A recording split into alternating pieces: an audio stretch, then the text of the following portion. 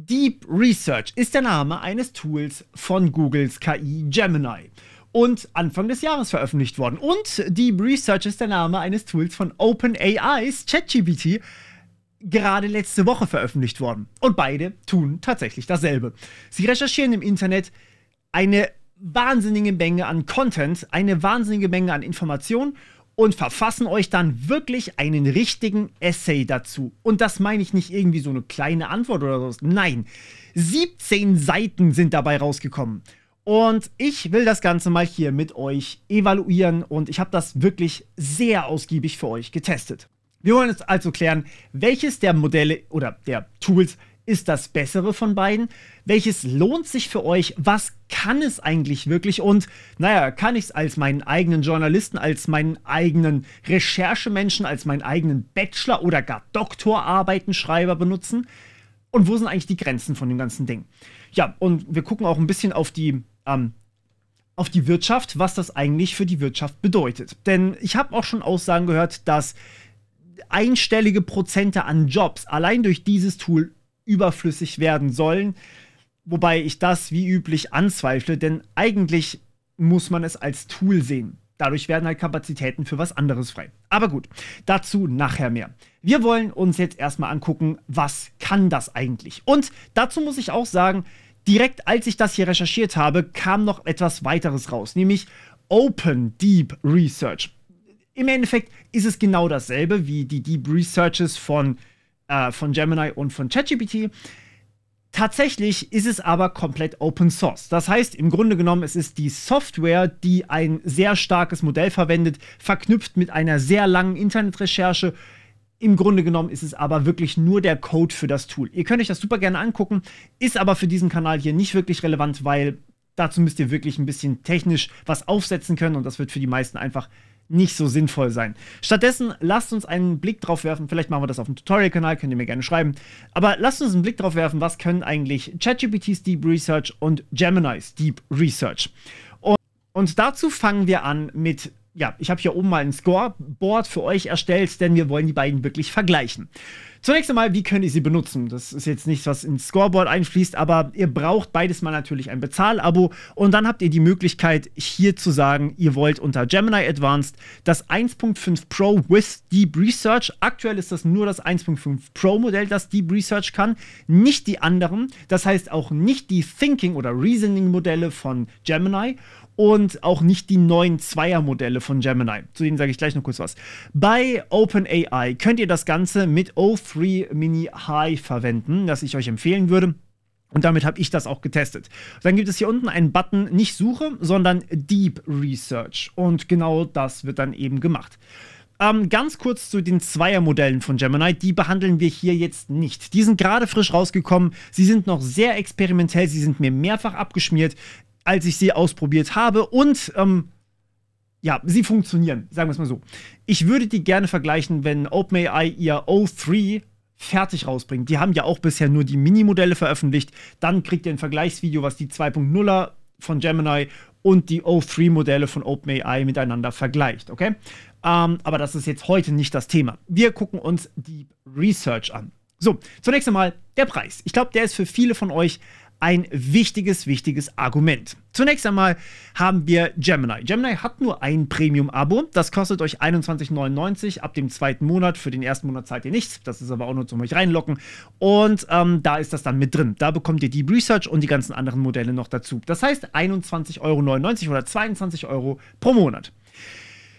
OpenAI hat mal wieder, wie sage ich das nett, mit ihren Tiers tun sie sich meines Erachtens nach keinen Gefallen. Also, aktuell bei Release ist das Ganze nur für die Pro-Abonnenten verfügbar.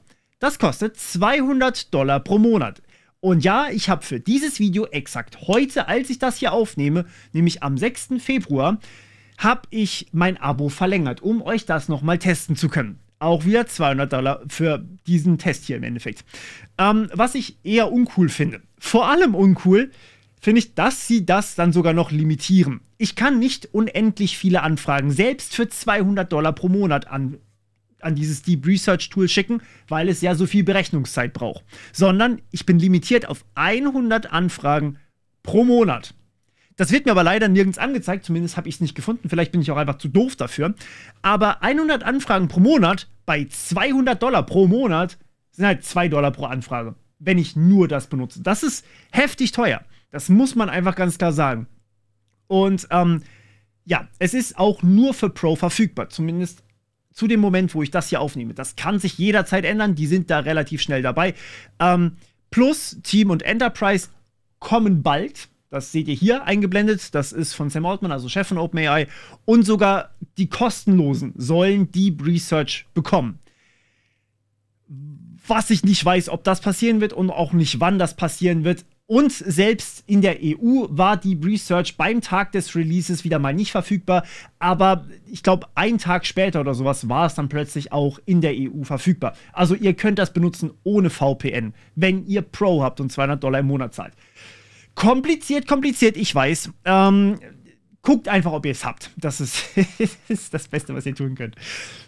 Als nächstes gucken wir uns aber, also ist natürlich klar ein Punkt für Gemini, ne? Das ist halt um Faktor 10 günstiger.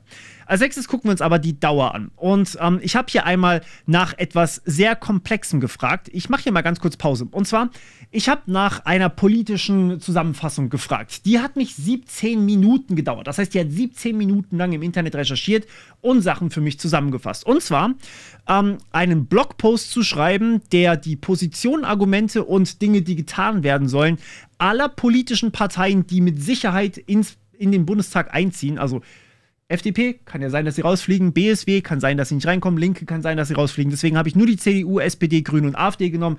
Ansonsten hätte das einfach den Rahmen gesprengt, auch für die KI hier. Ich hätte das in der Praxis, wenn ich das wirklich detailliert wissen möchte, würde ich jede Partei einzeln anfragen. Deswegen habe ich mich jetzt hier mal auf die 4 beschränkt. Die kommen ja auf jeden Fall rein. Und habe dann gesagt, sie sollen, beziehungsweise Deep Research soll die Aspekte Staatstrojaner, KI-Strategie, Ethik und Regulation von KI, allgemeine Überwachung der Bevölkerung, digitale Infrastruktur, Breitbandausbau, Cybersecurity-Strategie, Datenschutz, E-Government und Online-Desinformation soll das Tool bitte recherchieren. Und das war das Schwierigste dabei, habe ich gesagt, es soll bitte einmal nachgucken, ob sie sich vielleicht mit vorigen Äußerungen oder mit vorigen Aktionen, also wenn sie beispielsweise mal in der Landesregierung oder sowas waren, selbst widersprochen haben. Hab da das Beispiel von Merz, was ich im Short behandelt habe, mal reingetan. So, das Ganze ist eine sehr komplexe Anfrage, die mich für eine Recherche für ein Video wirklich mehrere Tage kosten würde, um das zu machen. Ihr erinnert euch an die letzte Wahl, da habe ich 4 Videos gemacht.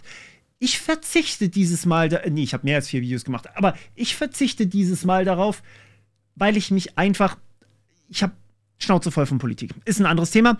Also habe ich das mal durchlaufen lassen. Was ihr als erstes bekommt bei ChatGPT ist einige Rückfragen. Das heißt, hier bekommt ihr ja, in dem Fall 3 Rückfragen. Das unterscheidet sich jedes Mal, um Sachen einfach zu verifizieren. Und darauf könnt ihr antworten und dann geht die Deep Research los. Und das bedeutet, es schreibt euch erstmal noch kurz eine Zusammenfassung und dann läuft das Tool. Ihr könnt ChatGPT in dem Zeitpunkt einfach zumachen. Ihr könnt die Website offen lassen oder auch nicht auflassen. Aber diese Recherche dauerte 17 volle Minuten. So, jetzt habe ich das Ganze auch mal mit Gemini getestet. Und Gemini hat als allererstes mal das hier gebracht. Ich habe genau dasselbe Prompt übrigens reingegeben. Es hat ein bisschen geladen. Dann seht ihr auch mal, dass das auch wirklich eine Weile lädt. Und es hat mir gesagt, es verweigert die Aussage. Was für mich ein absolutes No-Go ist, denn politische Bildung ist wahnsinnig essentiell, vor allem heutzutage. Und dass es da einfach sagt, nö, ich habe keinen Bock, das für dich zu machen, weil könnte ja eventuell nicht passen, finde ich nicht in Ordnung. Deswegen habe ich dafür einfach direkt schon mal ChatGPT einen Punkt gegeben, weil es diese Aussage, die wirklich relevant und wichtig ist, nicht verweigert hat. Und Gemini hat es einfach verweigert. So, also musste ich ein bisschen meinen Prompt abwandeln, beziehungsweise nach einem völlig anderen Thema fragen. Und habe dann gesagt, ey yo, dann recherchiere mir mal bitte für ein Podcast-Skript was, beziehungsweise für einfach was anderes. Ach ja, stimmt, ich habe das Ganze noch mal mehrfach probiert. Ihr habt es gerade gesehen, es versteht auch nicht, wenn man einfach sagt, ey, mach mal das dann. Es ist Gemini, okay? Es ist nicht ChatGPT. So, jetzt habe ich gesagt, recherchiere mal bitte über die Conti-Hacking-Gruppe. Und dann schreibt einen Blogpost über sie und es soll wirklich Tiefgang haben. Das soll ein Blogpost sein, der es in sich hat. So, und das hat dann tatsächlich als Recherche auch funktioniert. Hier steht dann nochmal der Plan, den könnt ihr auch nochmal editieren. Ihr könnt ihn nicht direkt editieren, ihr könnt ihn nur über Gemini editieren, sprich, ihr müsst nochmal dann was sagen. Und dann geht Gemini auch hier in die Recherche rein. Und diese Recherche hat bei mir 6 Minuten 30 gedauert, also deutlich, deutlich kürzer. Jetzt wollte ich mal vergleichen, kann es sein, dass einfach das andere Thema sehr, sehr komplex war und ChatGPT deswegen so lange recherchiert hat? Und siehe da, ja, das ist tatsächlich so. Wenn ich dieses einfachere Prompt bei ChatGPT reingebe und sage, ey, recherchiere mal auch zur Hacking-Gruppe Conti, dann ist das deutlich, deutlich schneller fertig, nämlich nach 6,5 Minuten. Also beide brauchen ungefähr gleich lang. Das ist wirklich marginal, was da der Unterschied ist. Das kann einfach so ein Zufall sein. Und ja, wir benutzen auch eine ähnliche Anzahl an Quellen tatsächlich. Also hier bei ChatGPT haben wir 19 Quellen. Hier haben wir gerade gesehen, 21 Quellen wurden bei Gemini verwendet. Das heißt, hier würde ich sagen, das ist ein ausgeglichen und keins der beiden ist irgendwie schneller oder langsamer, benutzt mehr oder weniger Quellen. Das kommt wirklich stark aufs Thema drauf an und naja, es ist beides mal wirklich gut. Trotzdem muss ich sagen, ich bin immer noch ein bisschen traurig, dass Gemini hier die Aussage verweigert hat. Und es ist nicht das einzige Mal, dass das passiert ist, dazu aber gleich noch ein bisschen mehr. So, jetzt haben wir also eine Aussage von sowohl ChatGPT als auch Gemini zur Hacking-Gruppe Conti. Die wollen wir uns gleich noch ein bisschen genauer angucken. Aber davor wollte ich noch was anderes wissen, wo wir es gerade von Aussage verweigern hatten. Ne? Es gibt ja Dinge, wo man wirklich die Aussage verweigern sollte vielleicht. Zum Beispiel, wenn ich OSINT mache. OSINT steht für Open Source Intelligence. Das bedeutet, ich recherchiere im Internet nach einer bestimmten Person, was hat die alles über sich preisgegeben, hier mich zum Beispiel. Und ja, ich habe das Ganze auch mal probiert und tatsächlich habe ich von ChatGPT einen Aufsatz von 11 Seiten über meine Person, also über mich, über Cedric Mössner, ja, hier The Morpheus, bekommen, wo wirklich Details drin waren über mich. Das war wahnsinnig gruselig zu lesen. Das ist kein kleiner Aufsatz gewesen, sondern ich habe speziell auch mit dem Prompt nach einer Psychoanalyse gefragt von mir. Aber ja, das einmal dazu. Und Gemini habe ich nicht einmal probiert, ich habe es nicht zweimal probiert, ich habe es 5-mal probiert und jedes einzelne Mal hat Gemini die Aussage komplett verweigert. Ich habe auch versucht, Gemini dazu zu bringen, die Aussage zu treffen über mich und habe gesagt, hey, das bin ich, recherchiere mal, was du über mich im Internet findest. Aber es hat immer die Aussage verweigert. Immer, immer, immer. Und ich habe jetzt hierfür keine Punkte vergeben, weil ich meine, es geht ja um Informationen, die man online über jemanden findet und die ich auch irgendwann mal getroffen habe. Trotzdem kann man sich darüber streiten, ob das jetzt durchgeführt werden soll oder blockiert werden soll. Das dürft ihr, wie gesagt, gerne mal machen, beziehungsweise ihr dürft gerne einfach mal mein Video gucken zum Thema Zensur von KI-Modellen. Das ist nämlich, glaube ich, da relativ gut aufgehoben. Denn ich habe hier einige Dinge über mich in dem Blogpost oder in dem Post von ChatGPT über mich gefunden, die, holy shit, die waren nicht schlecht. Ich habe über meinen Burnout gesprochen in der IT-Industrie. Und ja, ihr wisst, ich hatte einen Burnout. Und das war nicht ohne. Und das ist schon psychologisch gesehen ziemlich dass es das einfach über mich rausfindet. Ich habe jetzt da kein Geheimnis draus gemacht. Ihr wisst auch, dass ich in Therapie bin, deswegen, beziehungsweise war.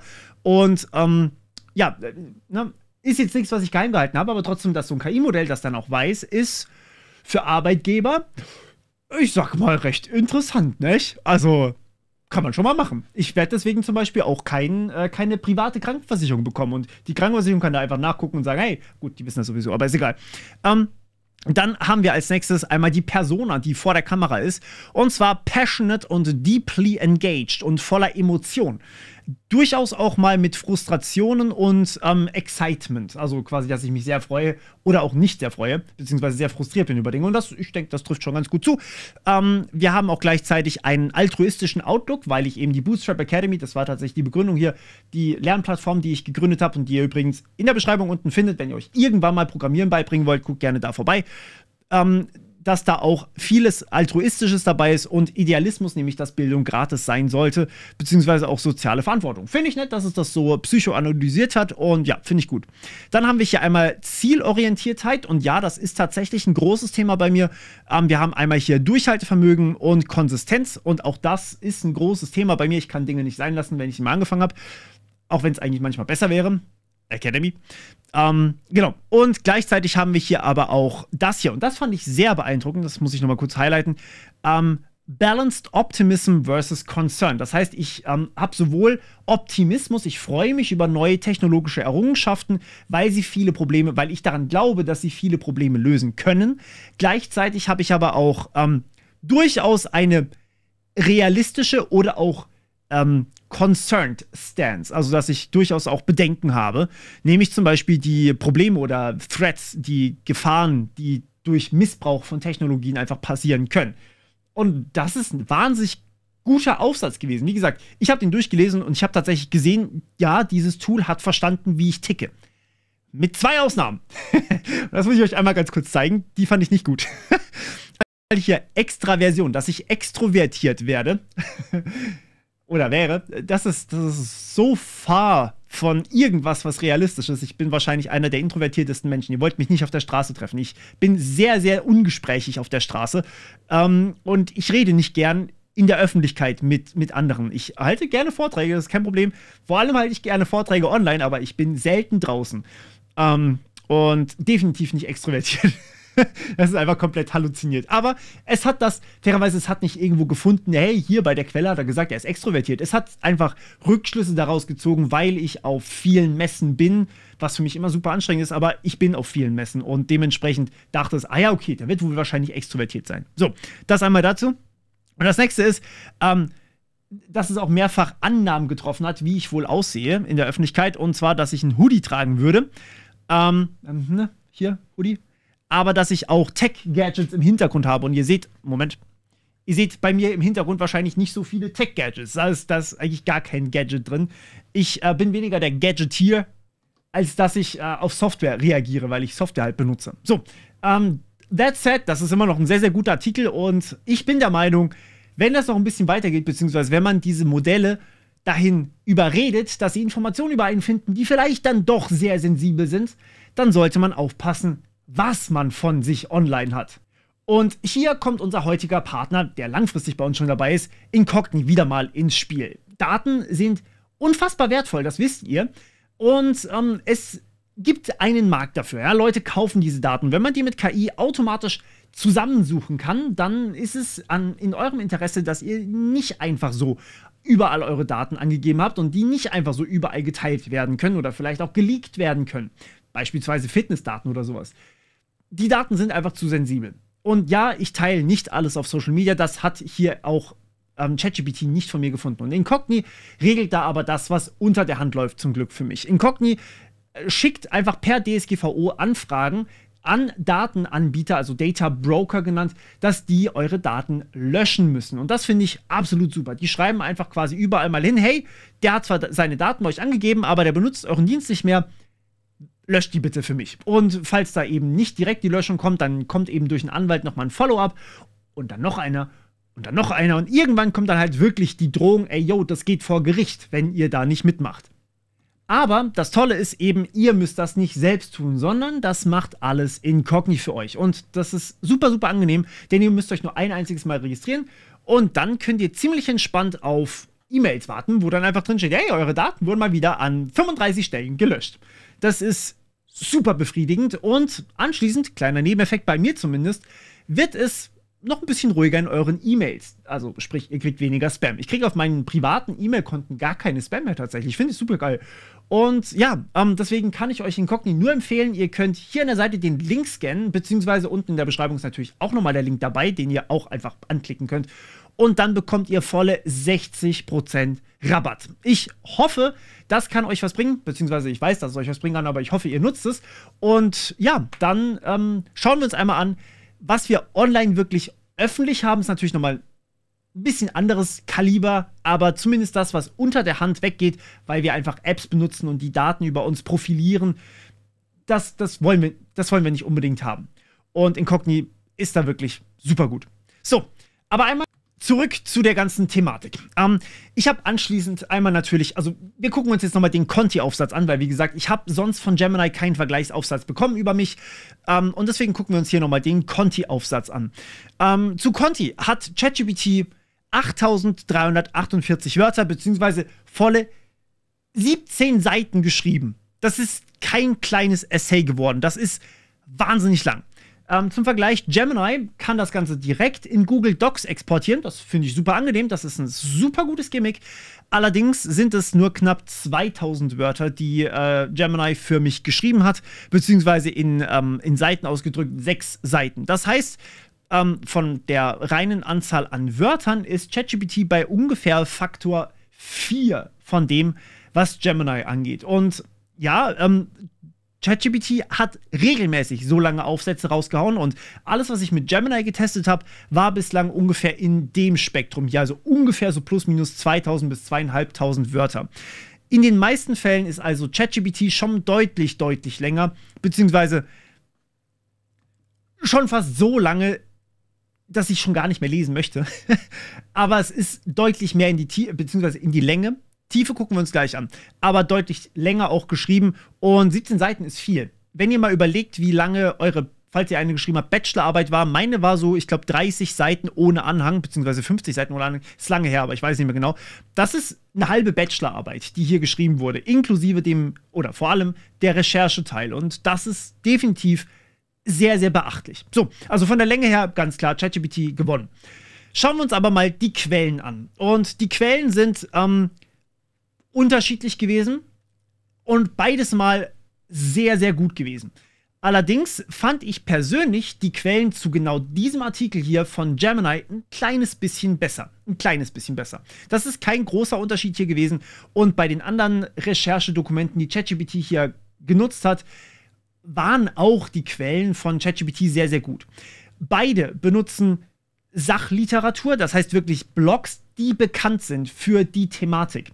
In dem Fall war das Cybersecurity und wenn ich hier mal durchlese, abgesehen von Wikipedia und BlackBerry vielleicht, sind das alles Quellen, die man durchaus für technologische Artikel bzw. Cybersecurity-Analysen zu Rate ziehen würde. Was mir aber besonders bei Gemini sehr, sehr gut gefallen hat, ist, dass es hier wirklich ein Paper genutzt hat. Und zwar ein Paper, das ich sehr, sehr spannend finde, das ich davor noch nicht kannte, das ich mir dann auch zumindest ansatzweise mal durchgelesen habe oder überflogen habe. Und ich muss sagen, ich bin sehr, sehr happy mit der Quellenauswahl von Gemini und ziemlich happy mit der Quellenauswahl von ChatGPT. Also beide sehr, sehr gut, aber Gemini ein kleines bisschen besser. Jetzt habe ich das bei ChatGPT auch mal noch für die anderen Dokumente einmal angeguckt und wie gesagt, wir haben ja vorhin über über die politischen Positionen im Bereich Netzpolitik von den Parteien gesprochen.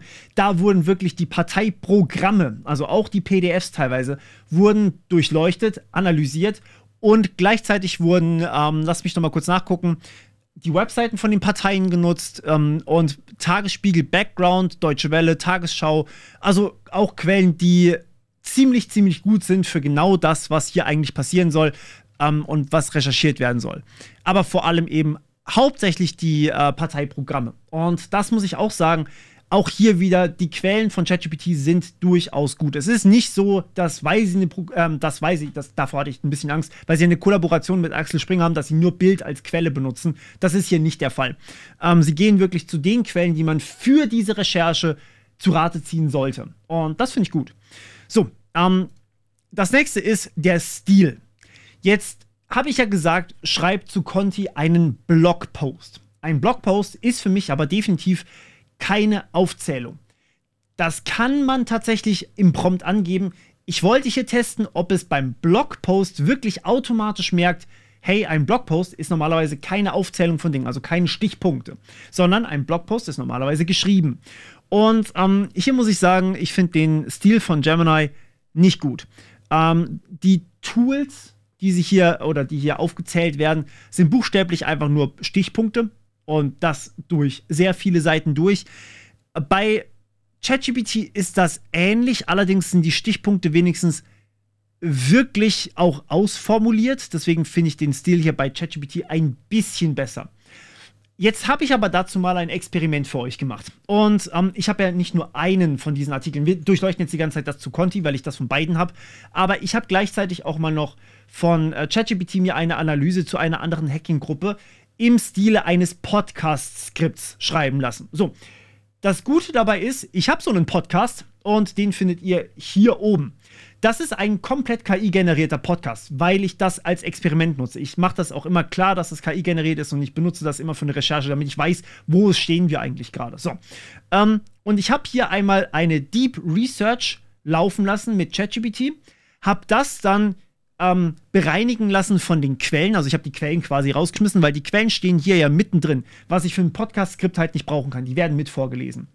Und deswegen habe ich das von O3 Mini High auch nochmal bereinigen lassen und habe das dann sprechen lassen von meinem eigenen KI-Stimmen-Deepfake, das ich mit 11 Labs gebaut habe. Und ihr findet das Ergebnis hier oben.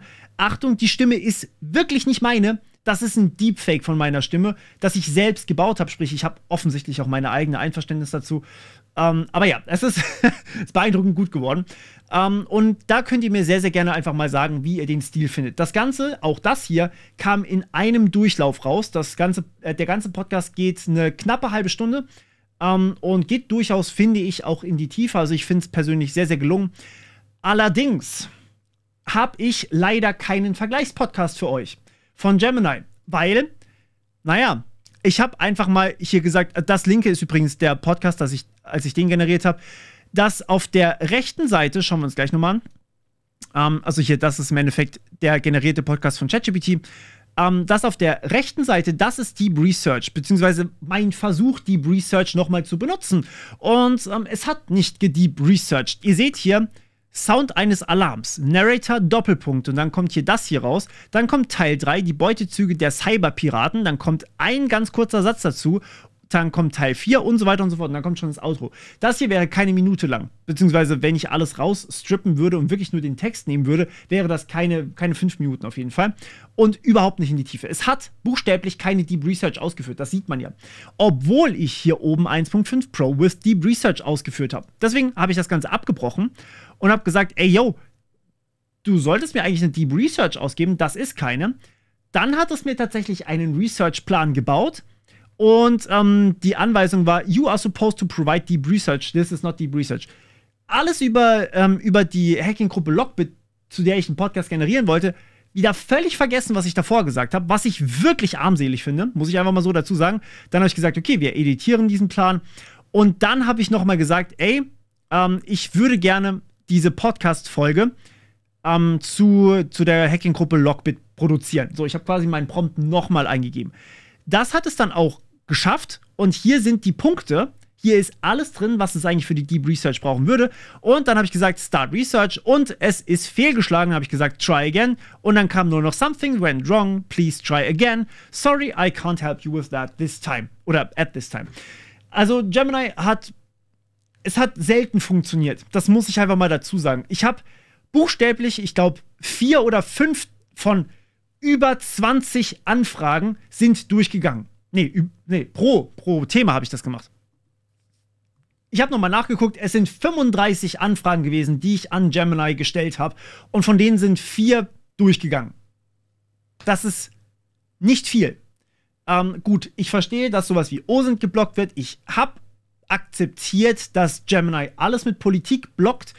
Aber was ich halt nicht verstehen kann, ist, warum kann es mir zu Conti eine Recherche ausspucken, aber zu Lockbit nicht? Ich habe diese Lockbit-Recherche 6-mal probiert. Nix. Es geht nicht. Es funktioniert buchstäblich einfach nicht. Also Gemini hat hier einfach echte Schwierigkeiten. Ich kann euch leider kein Vergleichs-Podcast-Skript geben. Vielleicht lag es am Podcast. Ich weiß es nicht. Auf jeden Fall kann ich euch keinen Vergleich geben, weil Gemini halt nicht funktioniert. Okay. Lassen wir uns einmal in die Tiefe gucken. Die Tiefe bedeutet, wie tief oder wie gut sind die Sachen wirklich recherchiert, wie tiefgängig ist hier eigentlich alles. Und auch hier merkt man natürlich deutlich die Länge. Das heißt, bei ChatGPT sind natürlich sehr viel mehr Informationen drin. Das heißt, man hat hier Referenzen zu den Malwares und zu den Exploits. Man hat die Techniken, also Name and Shame und so weiter, die da zum Einsatz kamen. Bei Gemini war das auch nicht schlecht. Also sie haben zum Beispiel hier einmal RDP erwähnt, sie haben Cobalt Strike erwähnt, Trickbot erwähnt. Die waren bei ChatGPT natürlich auch drin. Bei Gemini ist es halt nicht in die Tiefe gegangen. Was ist Cobalt Strike? Was ist RDP? Wie haben sie das ausgenutzt? All das stand halt leider nicht dabei. Das war wirklich nur eine Auflistung von, jo, das haben sie benutzt. Während bei ChatGPT haben sie auch, oder hat das Tool mir auch gesagt, wie das benutzt wurde. Das heißt, hier in dem Fall muss ich sagen, ChatGPT ganz klarer Gewinner, weil es einfach in die Tiefe gegangen ist. So, also all das bedeutet jetzt erstmal für uns, das sind wirklich, wirklich gute Tools zum Recherchieren.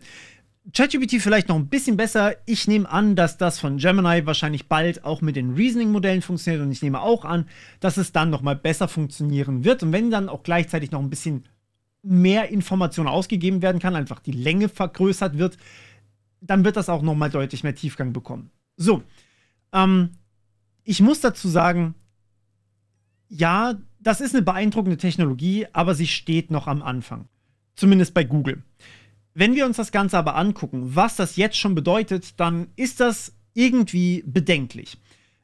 Denn ich kann so eine Recherche 1:1 als Podcast-Skript verwenden. Ich muss nicht selbst nochmal tief in die Recherche einsteigen, vor allem weil ich diese Quellen finden kann. Ich habe die Möglichkeit, mir eine wissenschaftliche Arbeit inklusive Quellenangaben generieren zu lassen, was auch sehr, sehr beeindruckend ist, wenn man sich das mal überlegt. Denn 17 Seiten, ja. Wenn ich an meine Bachelorarbeit zurückdenke, ich habe ungefähr 10 Seiten, habe ich quasi Intro gehabt und die aktuelle Forschung als Grundlagenwissen sozusagen. Also was ist das, was ist das, was ist das? Dazu musste ich wahnsinnig viele Quellen lesen und das dann noch quasi zusammenfassen, sodass alles, was für meine weitere Arbeit irgendwie gebraucht wurde, da war. Und danach kommt in einer Bachelorarbeit oder auch Masterarbeit immer der eigene Teil. Das heißt, ihr fasst immer nochmal den Anfang der Forschung zusammen. Was ist da eigentlich? Und dann kommt euer eigener Teil, wo ihr zum Beispiel was programmiert, wo ihr eine Ausarbeitung macht oder eine Entwicklung von einer Software macht und so weiter und so fort. Das ist dann der eigene Anteil. Und auch den kann man natürlich, dazu ein anderes Tutorial irgendwann mal auf einem anderen Kanal, kann man programmieren damit, man kann die Sachen analysieren und so weiter und so fort. Und dann kann man auch das wieder zusammenfassen lassen von diesen ganzen Tools. Was aber jetzt interessant ist, ist, dass dieser Research-Anteil auch drin ist. Und ich habe das mal analysiert. Wie wertvoll ist eigentlich so eine Recherche? So eine Recherche kostet euch, wenn ihr sie im freien Markt kauft, also von zum Beispiel einem Journalisten, von jemandem, der eine Analyse davon machen möchte, kostet euch zwischen 1.000 und 5.000 Euro. Eine einzige Recherche.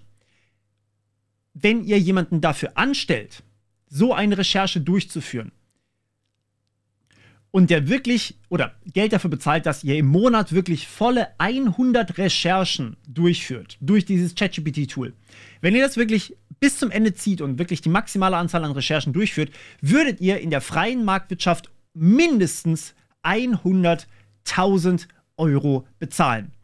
Wenn ihr dann die 200 Euro abzieht, die euch dieses Pro-Abo von ChatGPT kostet, dann spart ihr damit 99.800 Euro. Und das ist viel. Das ist wahnsinnig viel. So, und jetzt weiß ich ganz genau, was in eurem Kopf vorgeht. Aber Cedric, ist das denn eigentlich faktisch überhaupt korrekt? Sind diese Sachen eigentlich überhaupt richtig? Müssen wir da bei wissenschaftlichen Arbeiten nicht ein bisschen mehr noch haben? Und dem möchte ich mal mit einigen Benchmarks durchgehen und zu dem erzählen, was ich getestet habe. Ich habe ja getestet zu den politischen Positionen. Ich habe das Probe gelesen. Alles, was ich verifizieren konnte, und mein Wissen ist leider auch begrenzt, aber alles, was ich verifizieren konnte, war korrekt. Es gab einen Fehler in diesem Recherchedokument. Wenn ich jetzt das Ganze auf Conti beziehe, dann war das, was ich dazu weiß, und ich habe dazu ja sogar schon mal ein Video gemacht auf diesem Kanal hier, war auch soweit korrekt. Da habe ich gar keinen Fehler gefunden. Zu meiner Person habe ich im Grunde genommen, wie gesagt, das mit der Extroversion und sowas, das war einfach ein Rückschluss aus den Quellen, die es online gefunden hat. Also an sich faktisch kein Fehler, das mit der Extroversion. Und das mit den Hoodies oder wie es in meinem Video aussieht, da stand dabei, dass es annimmt, dass so meine Videos aussieht. Wenn man weiß, dass ChatGPTs Suche oder Deep Research Tool aktuell nicht mit Bildern und nicht mit Videos umgehen kann, dann war auch dieser Essay faktisch korrekt. Das waren aber nur meine Ergebnisse. Und bei Gemini habe ich das auch gemacht. Da habe ich ja nicht viel, was ich testen konnte. Aber da war auch so ziemlich das, was ich finden konnte, war faktisch schon relativ korrekt. Es waren auch nicht viele Fehler. Wenn wir uns aber dazu mal Tests angucken, und ja, ich weiß, der Test ist provokant formuliert, der stammt nicht von mir. Es gibt einen Test, der so heißt Humanity's Last Exam, also die letzte Prüfung der Menschheit. Das ist im Endeffekt ein Test, der so schwer sein soll, wie man den sich nur irgendwie vorstellen kann. Humanities Last Exam hat einen Schwierigkeitsgrad, den ihr euch so vorstellen könnt. Ihr nehmt Expertenfragen, also Experten formulieren wirklich diese Fragen, die ultra mega giga nischig sind. Ja, ihr könnt euch gar nicht vorstellen, wie nischig die sind. Super, super schwer. So schwer, wie ihr es euch nur irgendwie vorstellen könnt und das als Frage formuliert. So. Und es gibt aber immer eine richtige Antwort und eine falsche Antwort. Es gibt ja auf manche Sachen auch keine richtige und falsche Antwort, sondern Meinungen. Hier wurde darauf geachtet, dass es wirklich um faktisch nachvollziehbare Dinge geht.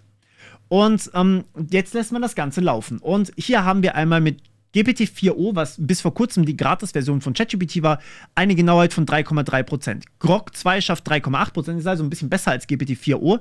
Claude 3.5 Sonnet ist bei 4,3%. Und dann kommen die Thinking-Modelle. Gemini Thinking kommt auf 6,2, OpenAI's O1 kommt auf 9,1. Achtung, das ist ein Increase von ungefähr Faktor 3 hier. Ja? R1, also das von DeepSeek, kommt auf 9,4%. Und jetzt kommen die O3-Modelle, ohne irgendwie Research oder sowas, aber mit Thinking, mit Medium 10,4%, mit High, also das, was hinter Deep Research steht, das Modell, 13%. Und jetzt kommt nochmal Deep Research dazu. Und das kommt auf 26%, wo es diese Fragen richtig beantworten kann. Es geht hier mehr darum, um zu sehen, wie viel besser sind die Modelle geworden. Und zwar von 3,3 auf 26, oder besser gesagt, ne, das hier war das O1-Modell ist im Dezember rausgekommen und das hier kam im Februar raus. Das sind maximal nicht ganz 3 Monate, die hier zwischenstehen. 3 Monate und fast Faktor 3 besser. Ihr seht, wo die Reise gerade hingeht. Wenn wir jetzt nochmal 3 Monate warten, wir sind hier wirklich nochmal Faktor 3 besser, haben wir diesen Benchmark hier durchgespielt. Und der ist wahnsinnig schwer. Den schafft keiner von euch, den schaffe ich nicht, weil es zu viele verschiedene Expertenfragen sind. Und trotzdem muss man hier bedenken, wenn ich dieses Research-Tool professionell einsetze, dann sind 26,6% kackwenig. Das ist nicht gut. Leider gibt es in diesem Benchmark noch keine Zahlen von Gemini, also von den Gemini Deep Research. Es gibt nur Gemini Thinking und das kommt auf 6%. Deep Research von Gemini ist hier nicht mitgetestet worden, deswegen kann ich euch dazu leider nichts geben. Aber ich möchte hier einmal ganz kurz zu bedenken geben, dieser Benchmark ist der nächste, der unfassbar schwer ist. Warum bauen wir eigentlich die ganze Zeit neue Benchmarks? Vielleicht mal ganz kurz erklärt. Ihr habt wahrscheinlich mitbekommen, dass ich nicht einnehme, sondern immer mehr. Und jetzt auf einmal haben wir statt GPQR Diamond, was ja wirklich die Doktorandenlevel Wissenschaftsfragen sind, mit Ankreuzaufgaben sozusagen. Weil wir dazu gut geworden sind, brauchen wir jetzt schon wieder den nächsten Test, weil irgendwann geht es halt einfach nicht mehr höher und jetzt nimmt man sich halt den nächsten Test, um zu merken, aha, wir sind wirklich sehr viel besser geworden und das ist jetzt eben gerade Humanities Last Exam. Und deswegen sammeln wir auch immer neue Benchmarks. Die ganzen Fragen sind auch nicht wirklich öffentlich, damit man nicht als KI-Modellhersteller hergehen kann und einfach die Fragen mit rein trainieren kann, sonst wäre der Test ja wertlos. Aber ja, wir sehen, wo die Reise gerade hingeht. Wir werden einfach immer besser und brauchen ständig neue Benchmarks, weil wir gar nicht mehr messen können, wie gut wir auf den alten sind. Aber gerade zu den Sachen mit wissenschaftlichen Arbeiten, auch hier hat man eine gewisse Fehlerrate. Und jetzt bitte ich euch, eine Sache zu bedenken. Wenn ich Gemini oder ChatGPT Deep Research da drauf laufen lasse, dann ist das, als würde irgendjemand für mich eine Recherche durchführen. Das passiert in der Wirtschaft quasi täglich mehrfach 1000. Da lässt man aber einfach irgendjemanden günstigen, so einen Typen aus Indien, der dann alles zusammensucht, was im Web so zu einem Thema steht und dann schreibt er euch da eine Zusammenfassung dazu.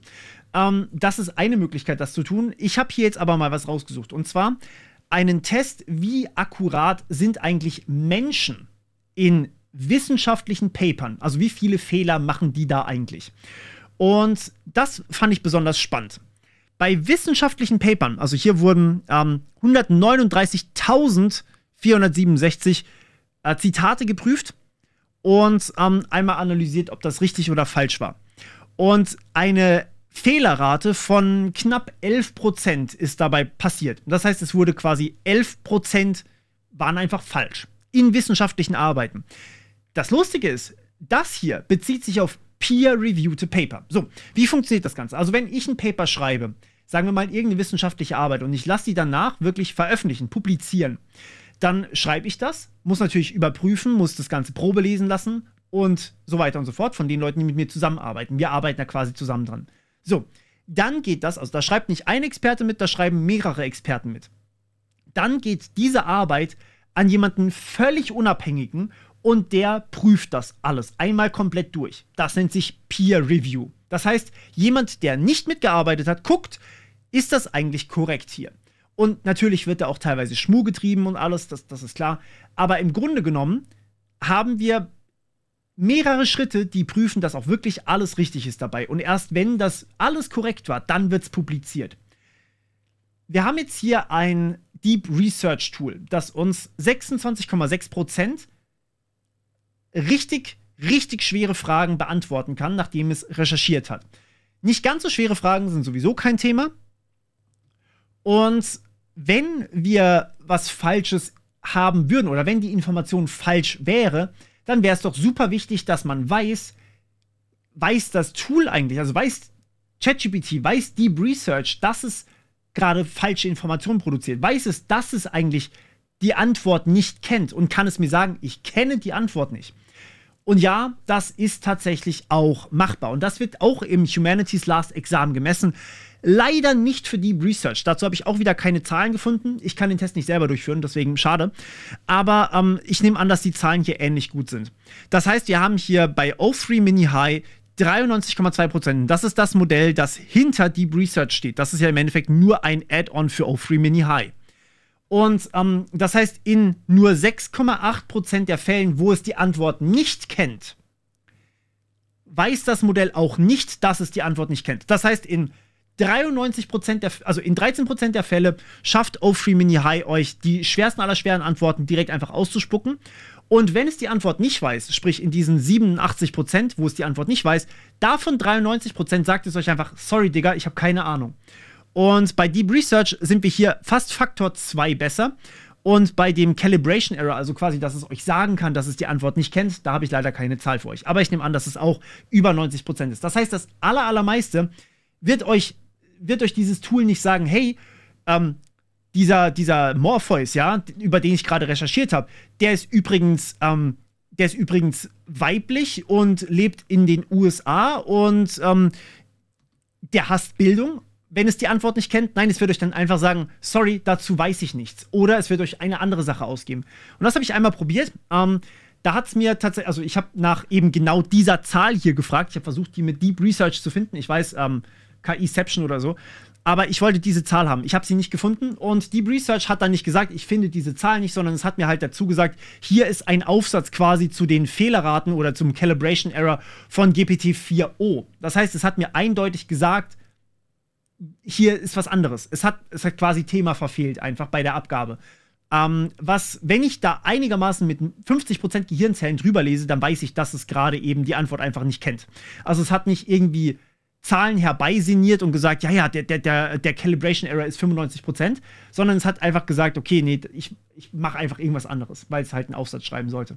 Also, alles in allem kann man sagen, das, was da drin steht, ist in den meisten Fällen auch ziemlich akkurat.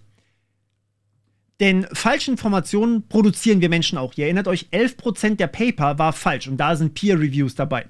Wenn ihr hier nochmal drüber lest oder vielleicht auch mit einer anderen KI drüber prüfen lasst, dann habt ihr hier wahrscheinlich eine Fehlerrate, die verschwindend gering ist für alles, was wir irgendwie damit machen.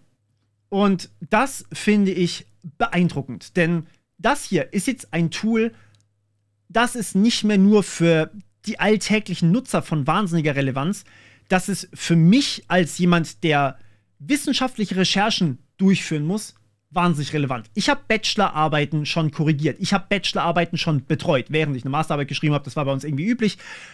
Ich habe tatsächlich das hier, dieses Tool, das produziert mir an einem Tag, also im Endeffekt, ich kann ja mehrere gleichzeitig laufen lassen, das kann mir innerhalb kürzester Zeit, in 10, 20 Minuten, den großen ersten Teil einer Bachelorarbeit produzieren.